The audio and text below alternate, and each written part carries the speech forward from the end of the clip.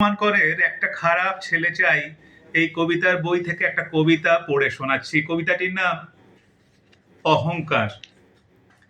আমাদের তরুলতার রং ক্রমশ হয়ে গেছে শ্যামল থেকে কৃষ্ণ।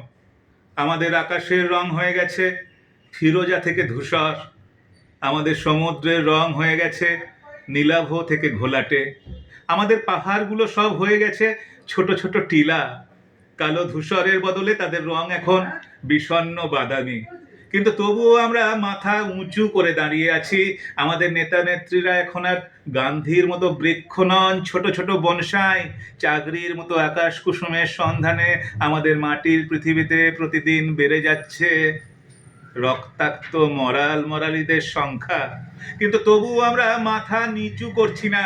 আমাদের বিশ্বাসের পিঠ থেকে ডানা খসে গেছে।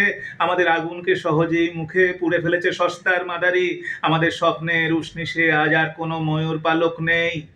কিন্তু তবু এখনো সবকিছু শেষ হয়ে যায়নি। এখনো মিছিলে হাঁটতে হাঁটতে যুবকটি গাইছে, যদি তোর ডাক শুনে কেউ না আসে তবে একলা চলো রে। এখনো কোনো এক বস্তিতে অনিল চট্টোপাধ্যায়ের সঙ্গে গলা মেলাচ্ছেন সুপ্রিয়া দেবী।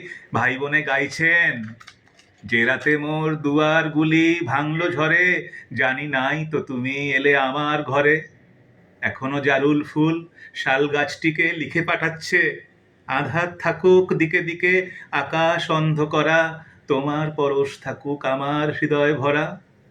আমাদের তরুলতার রং ক্রমশ হয়ে গেছে শ্যামল থেকে কৃষ্ণ। আমাদের আকাশের রং হয়ে গেছে ফিরোজা থেকে ধূসর। আমাদের সমুদ্রের রং হয়ে গেছে নীলাভ থেকে ঘোলাটে। কিন্তু তবু এখনো আমরা মাথা উঁচু করে দাঁড়িয়ে আছি।